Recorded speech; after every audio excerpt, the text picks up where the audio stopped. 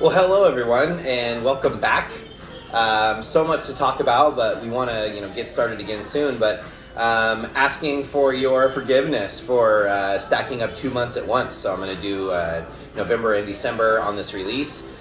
Moving forward, we've actually scheduled out the entire year, which will be released to you guys, not only for the pickups, the days that we start the pickups, but also the events, because we had our first one last month. It was really fun. Had a small group, but just really fun to really get together, taste some really neat wines with some really fun pairings. We kind of pulled from the menu and the pairings and kind of just made it a really fun little thing. So I can't wait for next one and hopefully some more people to sit at the counter and just kind of talk about food and wine. That being said, a big reason of the lag in us was this Michelin star business. Of course, on December 5th, it was the same time we were going to be doing our wine release, and we got a Michelin star, and it has been crazy ever since. We're trying to hold on to our own butts, as they say, and getting out there and trying to make the most of this incredible thing for our city and for us. That being said, we are super excited to continue moving along with our wine club. I think it's so fun. I love all of these wines. It's really starting to settle in for me how much I appreciate all of you and doing this every month, and really kind of inspiring me as well to continue looking for great wines that I want to share.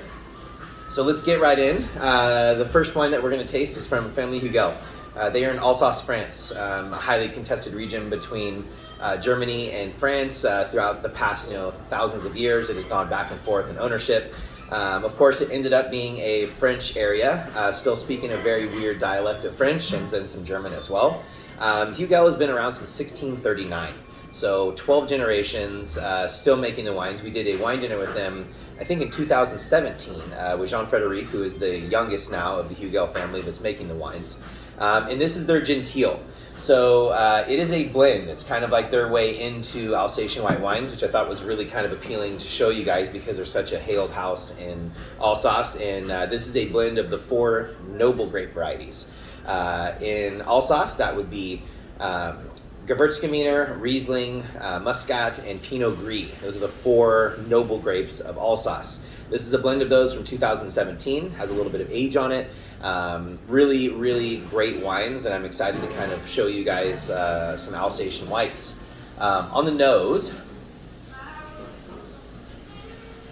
definitely smelling too prominently, right? Pinot Gris is a mellow varietal. You don't get a ton of aromatics out of it. Gewürztraminer, on the other hand, the exact opposite. Tons of aromatics. Very floral, green. Riesling, of course, very floral and aromatic. Muscat, floral, aromatic. So you kind of have an understanding of where we're at with the profile. But when you smell this, you'll smell Gewürztraminer, which is the most floral of those 3 grape varieties that we're just talking about. Excited to taste it, but definitely speaking to me on a crisp, clean white wine level on the nose.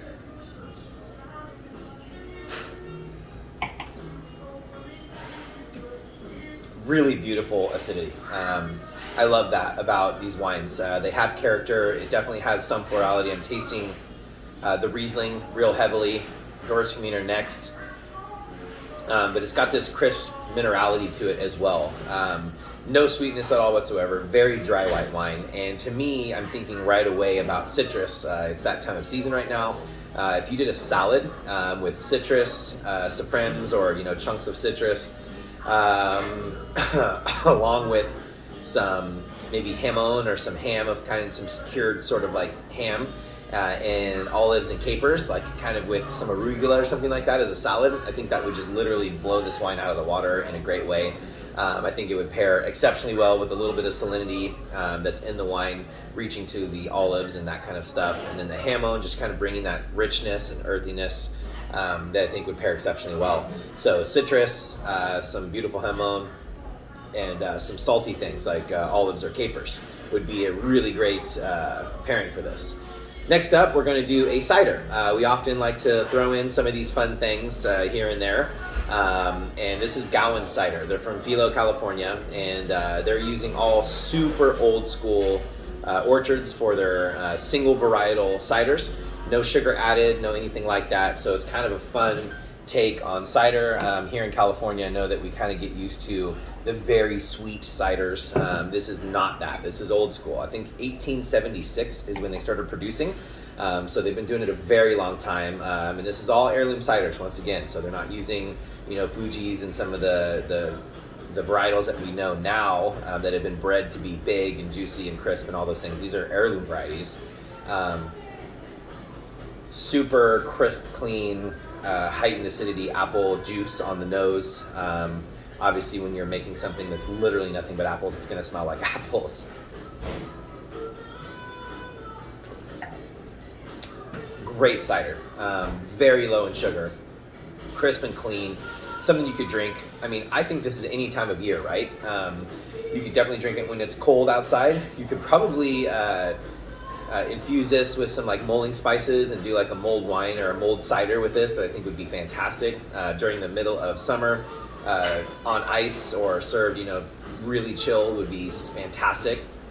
And the funny thing about the pairing that I'm thinking about right now as I've tasted it, I kind of want oysters with this, with some chili crunch. So some spice I think would be really good for the sweetness that's just found in the apples, the Gravenstein apples that are in this cider. But outside of that, I really like the salinity of an oyster with some chili crunch spice. I think that would be such a fun way to open a night if you're having a dinner party or something like that. I think it's fantastic. Really fun cider, really delicious, and something that I could probably drink a couple of, which is nice because some ciders just get too sweet. Next up, we're going to do a kind of a fun take. You know how much I love doing like the same varietal, different places, or the same place, different varietals. Whatever it is, I kind of like to showcase things that are very common but different. This is going to be a lesson in Armenian wines, and I believe that we've had one of these wines on a long, long time ago, but I just not concerned. I tasted this wine again and was just really excited about it. This is Areni, is the grape varietal, all from Armenia. It is a native varietal there, and both of these representations, the Chauffeur and the Zulal, are both going to be from Vayos Jazor in Armenia. This is a higher elevation area in Armenia, and if you've never heard of Armenian wines, neither had I for a long time, but really they have an incredible winemaking history. Very, very ancient winemaking happening there, and we just have not really seen that in the marketplace until recently, when people started really kind of getting into these other areas of winemaking that are really representing some cool stuff right now. So once again, the grape is Areni. This is a rosé of Areni from Chauffeur. I remember getting this not too long ago and really kind of blown away by the nose and just never having had that grape variety. It stands on its own. Similar maybe a little bit to like Pinot Noir in a medium body kind of fashion, red fruited for sure. But having its own kind of like spice and its own salinity to it from the place that it's from, I think is really appealing. So on the Chauffeur Rosé, there's definitely red fruits. There's also a heavy underlying kind of current of greenness, of cucumber and like green melon, not in like a super sweet fashion, but just really kind of all the way around of red and green kind of coming together in a cool way.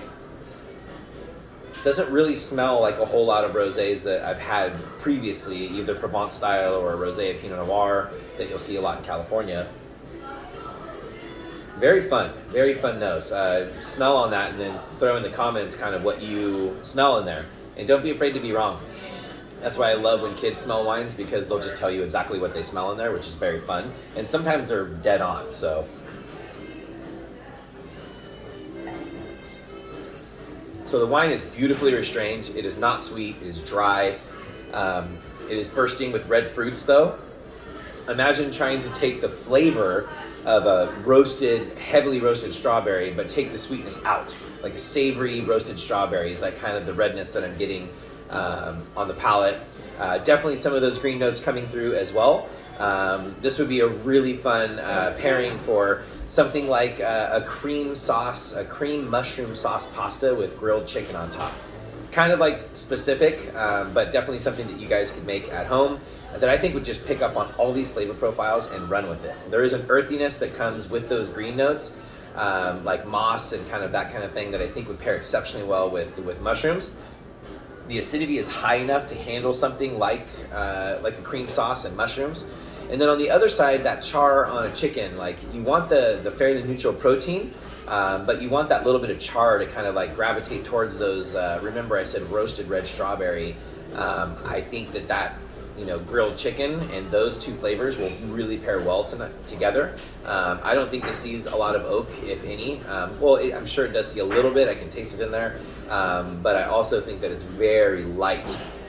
So fun wine. Fun dish too.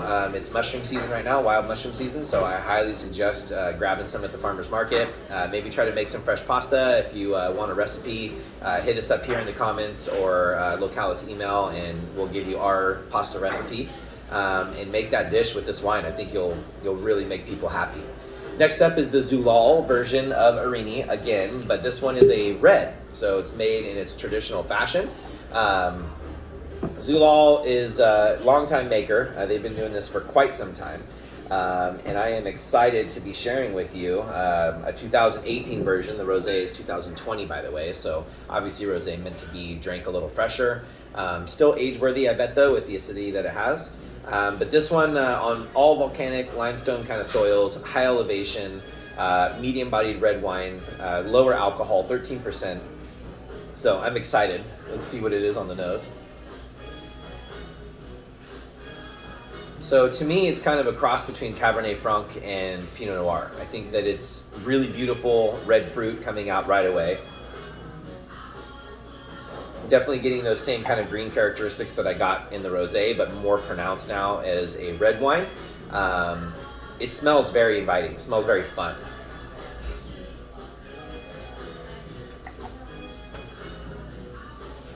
There is a ridiculous amount of green peppercorn spice in this wine. Reaching into the menu that we're on right now, where we have green peppercorns highly potently inside of one of our sauces on this menu, it is like literally just calling out for it directly, for green peppercorn specifically. So I love that. Really, really well balanced tannins, acidity, earthiness, fruit. It's just very well balanced, like a great Pinot Noir. That I think that balance is what I love so much about Pinots, especially from Burgundy. This is different though. It's got the dusty road, and I know that sounds maybe a little funny, but for me, when I'm smelling like Barolo and Barbaresco and Northern Italian red wines, there's always this kind of layer of dusty road on the nose and in the palate that I find is really appealing to me. Actually, it makes me a sense of driving down the dusty roads of Forest Hill, like going out to go camping and stuff, and just that smell of like earth in the air. That has this to me, and I really, really appreciate it. For me, I think that you could go with like a red meat on this, but I also think you should go pork.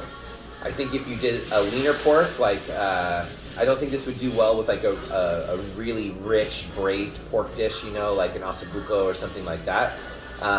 But I do think that like pork tenderloin or pork loin that's been cured or brined or something like that, grilled. Once again, I think the grill is very important. In the rosé, I said grill. In this, I say grill. I love the way that those characteristics, when they're not in the wine, can be brought out of the wine, even if they're not there, just by eating grilled with it. Then I think you should douse the top of that thing with chimichurri. Bright green sauce, Argentine sauce that is perfect for right now. The cold weather herbs like parsleys, I think are literally made for this wine specifically. So there's the pairing. I think this kind of seems like a good solid night almost, right? Like start out with the oysters with chili crunch, move into a nice citrus salad. Then you can go into either a chicken dish or a pork dish with chimichurri. So kind of a fun little set right there that you could probably do. If you have a dinner party, take some pictures, tag us in there. Should be fun. And moving on, now we're going to represent two wines. Almost the exact same breakdown of grape varietals, one from the old world, meaning anywhere in Europe, and one from the new world, meaning anywhere outside of Europe. So first we're going to have Domaine Clavel. These guys are in the Languedoc, which is kind of a fun little area in France. I know we've talked about it before here on the videos, but to remind you again, it is a place for a long time that was known as producing Planck, which is high alcohol, just red fruity kind of wines that were just for people to, enjoy and imbibe. Nowadays, as time has gone on, they've started figuring out some of these little microclimates inside the Languedoc region, which are producing incredible wines. You have a huge amount of grape varieties grown in the Languedoc, but this is a GSM with the addition of some C. That means is Grenache, Syrah, Mourvedre. These both have Carignan. Listen to the breakdown on the first one that we're talking about, Domaine Clavel. This is 40% Syrah and then 20% of Carignan, Grenache, and Mourvedre. So it's mostly Syrah with a good even distribution of the other three grape varieties. Of course, GSM means Grenache, Syrah, Mourvedre, kind of really most iconic in Châteauneuf-du-Pape. In the Rhone Valley, where their GSM blends are pretty much everything that they do. But down in Languedoc, you have those same sort of regions. Remember, they're both in southern France. They're both very close to each other. And one cool thing about when I said, this is kind of like a crazy place for wine is that there's a lot of vineyards in the Languedoc where they don't even really necessarily know what grape varieties are in that vineyard. They co-ferment everything together, they make that wine, and some of them don't even understand what's in the wine. Or I shouldn't say don't understand, they don't know what's in the wine, they just know that it's fantastic.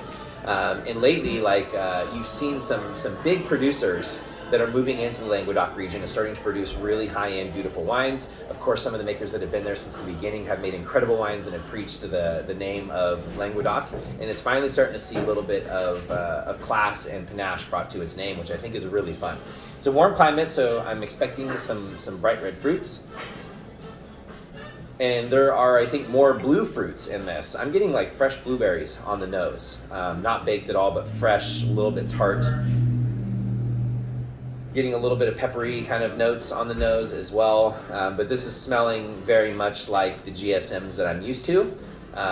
Obviously being Syrah heavy and having Mourvedre in it, those are two great varieties that carry a lot of blue notes for me specifically. Carignan, very red fruited, and Grenache, very red fruited, and then Syrah and Mourvedre especially, like Merlot and a couple of others, have these blue fruit kind of qualities. So if you're looking to try to blind the wines or whatever, if you're smelling blue, and it's easy to say, harder to understand maybe, but when you're smelling blue, you're smelling something like Syrah, Mourvedre, Merlot.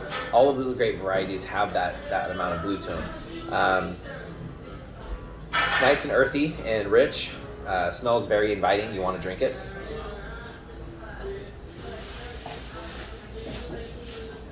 And on the palate, it's definitely an old world wine, meaning that first and foremost, you taste forest floor, you taste, the mushroom kind of qualities, you taste more than the fruit first. I think that's a big defining factor for me when I'm tasting wines. And to be really honest with you, I don't really blind taste a whole lot anymore.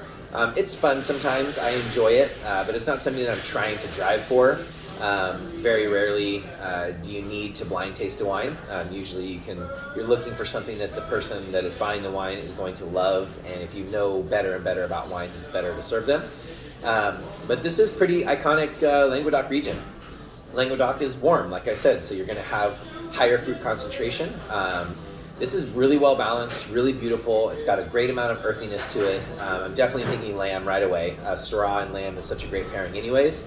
And then I like the idea of taking maybe a braised lamb of some sort, and then maybe throwing a little bit of the balsamic and fig gastrique, which is a reduction of sugar and vinegar, over the top, kind of brighten up the richness of the meat with fig, which kind of sometimes has those purpley, bluish kind of flavor profiles to it as well. But that could be really delicious. You could also do beans with this wine, with the lamb. So maybe some bacon braised beans and then braised lamb on top with a reduction of balsamic and fig on top of it would be a fantastic pairing. Now here's where it gets fun. We head from the Languedoc and Domaine Clavel to a winemaker that's a good friend of mine here. He does not make wine anymore, so this will be the last time that we see his wines. This is Legendary Cellars. They're right there in Amador, or were right in Amador. This is Arastre, which is his blend. Now remember, we had 40 Syrah, 20 of Carignan, Grenache, and Mourvedre. Now this one is 44% Syrah, 22% Grenache, and then 17% of both Mourvedre and Carignan. So we're talking within 3% 4% of the same exact breakdown as the Domaine Clavel. This is sourced in Amador County, so we're talking very local wine. And what I'm guessing I'm going to get on the nose is more fruit forwardness, of course, on the nose. And then I'm not sure if it's going to have a higher alcohol. I'm not sure if it's going to pair in like that. We'll see on the nose. Yeah, on the nose, there's definitely more red fruit. Not so blue, definitely blue in there still, but more red fruited. I think the warmer climate giving way to a little bit, I think this probably is a little bit warmer climate than the Languedoc is, not sure. But I think it is. On the nose, it's similar. It definitely, you can understand the great breakdown on both of these, but I do think this has more red fruit on the nose. Still, you can taste or smell some great earthiness on it.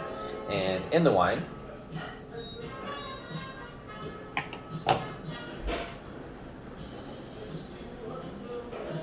pretty similar, actually. Great acidity still. It's 2017, and this has wonderful acidity. I know in some realms you're not supposed to say the word acid or acidity. To me, it's part of wine. It is what it is. It's like cooking. You know, you add acid, you add lemon to things to make them taste brighter and more fresh. I think freshness in wine is important, and talking about acidity is perfectly fine with me. This has, I think, brighter acidity than the Languedoc. It's a little bit crisper, very similar in profiles. Once again, more red fruited for sure. When you taste it, it's got more red fruit than it does blue fruit, even though the Syrah is a little bit higher, but the Mourvedre is a little bit lower. But as we know, sometimes if the Grenache ripens to a higher point, then it's going to show more of its red fruit. If the Mourvedre is a little earlier, it's going to show less of its blue fruit. So maybe that's what's happening. So they're very similar, same exact pairing. I definitely would think that would be kind of cool. If you do something like that, like braise down some lamb, and kind of follow what I said with the beans, a little bit of bacon in there, green peppercorns, I think would be really fun. But let's see if you guys make a dish like that and taste them side by side, right? Like pour a little glass of each and eat and drink and see which one you think really kind of follows suit to the dish that I'm talking about. But that being said, I hope that you guys have a lot of fun with these wines. I definitely really enjoyed how different all of these are and how similar some of these are in cool ways. And hope you learned a little something. I know I did, researching these wines and kind of setting this up. So we'll see you guys next month for December. We're going to shoot that right now. I'll be in the same Pizzeria Luba sweatshirt. Definitely, if you're in Auburn, check them out. I think some of the best pizza in the whole area. And always like supporting our fellows. So talk to you soon and have a great rest of your day.